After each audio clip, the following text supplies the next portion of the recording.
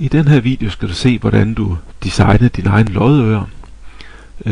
Først så skal vi lige se den nemme måde, hvorpå man gør lodørerne større. Du kender den sikkert godt. Man markerer de lodører, man vil arbejde med. Højreklikker, går ned under Properties og vælger så de tre lag, top, inner og bottom, for en god ordens skyld. Vi kan vælge 80, og vi kan lige i samme arbejdsgang her lige vælge en dwell-diameter på 25. De foreslåede 35 er lige stort nok.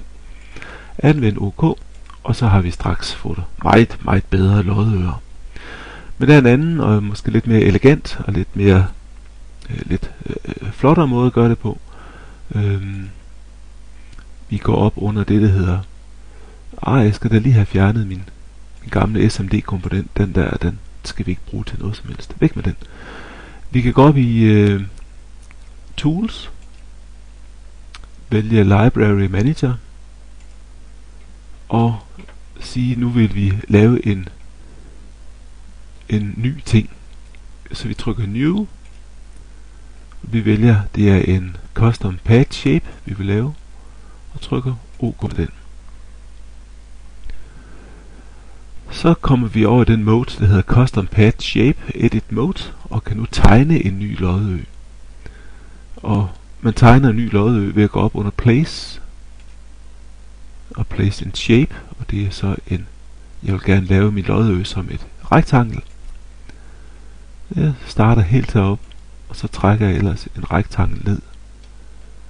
Og jeg slipper her og sørger for, at prikken her sidder i midten af lodøen. Det er her vores borehul bliver. Og størrelsen her, den er jeg egentlig godt tilfreds med. Og der skal man lige forestille sig, at når man tegner lodøen, så er lodøen drejet 90 grader i forhold til den lodø, vi skal bruge. Det ser du lige om lidt. Sådan. Går vi op under File og siger Save to Library As, og den kunne så kalde min egen pad, og siger OK til den.